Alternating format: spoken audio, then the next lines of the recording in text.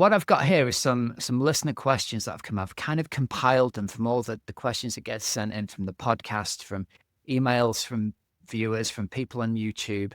We'll kick off today then with questions about carbohydrate intake and specifically for 70.3 and for Ironman triathletes. First up, how many grams of carbohydrate should I aim to take per hour during an Ironman?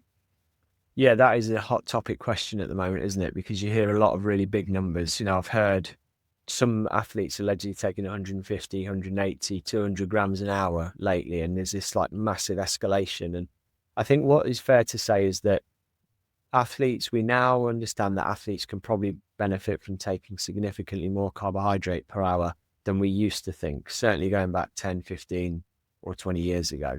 In reality, it is somewhat individual as to what you can tolerate and what you can use.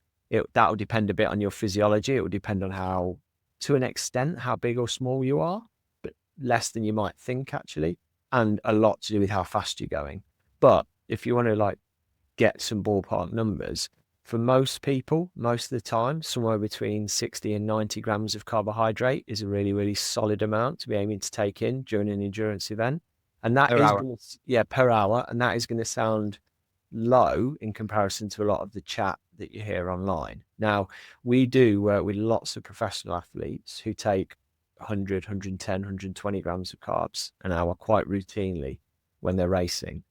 And I believe that to be appropriate for most of them most of the time, because we're seeing fantastic performances off the back of it. We're seeing them able to, looking at my own personal situation, I'm taking way more carbohydrate per hour in my current training regime than I ever would have considered to be normal 15, 20 years ago, and seeing some benefits in terms of both performance and recovery. But if you take the average middle of the pack athlete, I think aiming to get between 60 if you're smaller and on the slower side, and 90 if you're on the bigger and the faster side, with a little bit of personal adjustment up and down on those numbers, you're not going to be too far off the mark. It's not rocket science out. There's a lot of literature out to support that stuff, but I say if you want to distill it down into the basics, that's the zone that you're in. Yeah, I think it's a really good starting point, really good solid advice. Thank you. Right, next question. How do I and can I train my gut to tolerate higher carb intakes without stomach issues? Yeah, I would say the science around this is younger than the science around carbohydrate utilization and the amount of carb we should be taking. But there is an increasing amount of evidence, particularly anecdotal evidence from the athletes that we're working with, that if you stress test your stomach a little bit more in training by taking increasing amounts of carbohydrate in your harder training sessions on a frequent basis, you become more tolerant of that and you're able to process it with less discomfort. Whether some of that, I'm sure there is a psychological element to that because you get used to the feeling of it.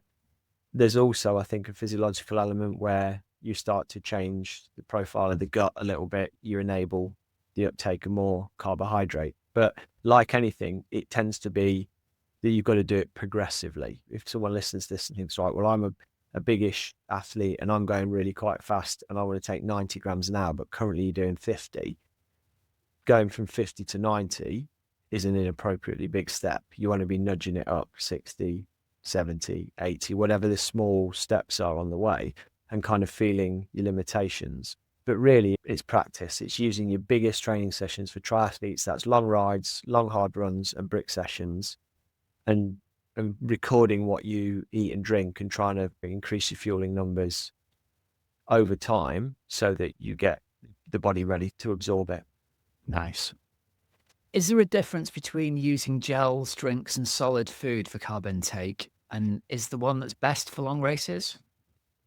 So there are differences, but they're relatively small in terms of how the body treats those things, because most sports nutrition is glucose or a combination of glucose and fructose, whether that's in a bar, whether it's in a gel, whether it's a drink. The more liquid a carbohydrate source is, typically the quicker it will be absorbed and assimilated.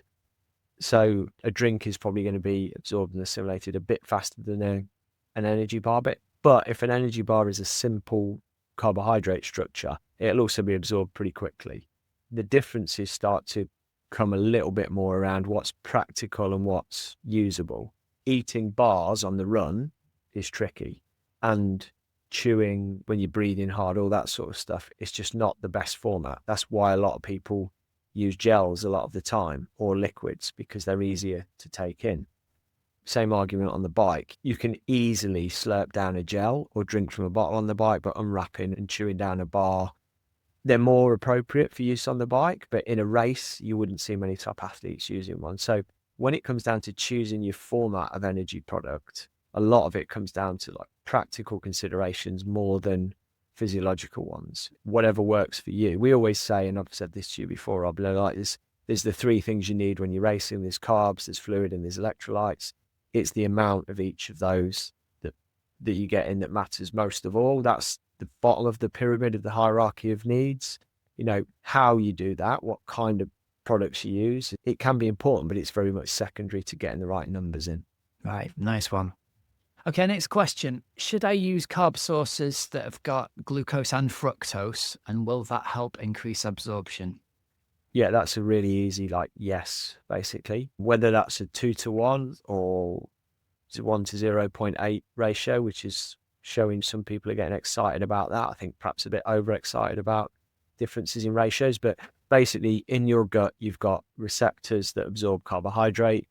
The receptors that absorb glucose are separate to the ones that absorb fructose, and you can absorb more simultaneously if you have a mixture of glucose and fructose. And most of the solid science points towards the idea that a 2-to-1-ish ratio of glucose to fructose, which is what pretty much all good sports nutrition these days is based on, is worth doing. It certainly should. So when you start to get above 60 grams an hour, particularly, that's when it really gets helpful. And then how much carb should I take in before the swim start of a triathlon? And how soon before the gun should I have it, if at all? Yeah. So I think there's two parts to that. There's probably like breakfast, and then there's carbohydrate. Do you take anything like in the immediate build up to the start? Yeah. Breakfast, first of all, I would say, yes, breakfast is important for long distance triathletes, but it's difficult, or it can be difficult, especially on a nervous stomach, and especially with a very, very early start. Often Ironman races in particular start really early in the morning. You've often got a whole logistical nightmare of getting from wherever you stay into the start. And so you might be having breakfast like at 4 a.m., 3 hours before you start time or something. It's difficult to eat a lot. Going back even further than that, 48 hours prior, really good carb load is the foundation that you really need, because that's going to stock up your muscles. Your breakfast on the morning is about replacing liver glycogen that was burned overnight while you're sleeping, because your glycogen stores in your muscles don't get depleted overnight significantly, but your liver ones do. So usually it's a carbohydrate rich breakfast between 3 hours and 90 minutes before the start, ideally. And the amount is really down to what you can comfortably tolerate. It's usually like a bagel and some honey and a cup of coffee or something like that, plus maybe an energy bar or a little bit of sports nutrition, but you need to get something in just to replace that liver glycogen. In the immediate run up to the swim start, we encourage a lot of athletes to experiment with either taking a gel or a caffeine gel or a chew about 15 minutes before the gun. And that's because it takes about 15 minutes for that glucose and that energy to show up in your bloodstream. And if you can put a little bit more energy in just before the start and time it so that's being released and is available to your circulation when you get going, then that will further help spare muscle glycogen when you're racing. So when we do the case studies that we do with athletes on how much carbohydrate they've consumed during a race, we actually include in that calculation the gel or chew or whatever they took 15 minutes before the start, because effectively that's in race fueling. It's just that you're taking it preemptively. Yeah. The caveat to that is you got to practice that to make sure you can comfortably tolerate that. You're not going to get any funny wobbles with blood sugar, or it's just not going to make you feel sick. Most athletes can do it in our experience, but you don't want to just be doing that on race day. You need to practice that in training. Well, we know your products are going to be on course in all of the major European 70.3 and Ironman races over the coming season. So it's great that people have got access to them just on course rather than needing to worry about necessarily take it with them. What have you guys got lined up for the future then, just to wrap up our interview today? Continuing, I think, to build on the product line as we figure out how we can improve products. We not long ago, only a few years ago, brought out a gel, and then we did the 90-gram gel pouch, which is bigger and easier to carry, and you can get more gel in one. We then got the flow gel, which is fantastic for Ironman on the bike. So we've got other products in the pipeline, you know, that complement what people are doing with their fueling and hydration, like developments on that. We're really big on continuing to build out our education services, our consultancies that we do with athletes. So anyone who's listening to this can book a free video consultation with our sports science team. They're linked on the footer of our website. So we're building the team aware, and we're building an education program internally in the company with the team so that we can help consult and work with athletes better. We're also looking at the tools like our free fuel and hydration planner online, because we think there's massive room. It's a good tool already, but we think there's massive room for improvement with that. So honestly, Rob, it's a lot of like more of the same, but better. It's iterative improvement is what we're aiming for.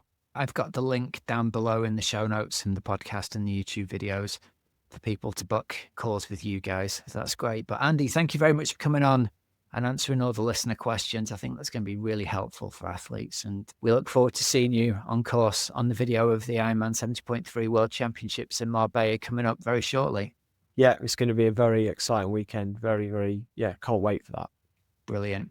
All right, you take good care. Thanks, man. Thanks, Rob.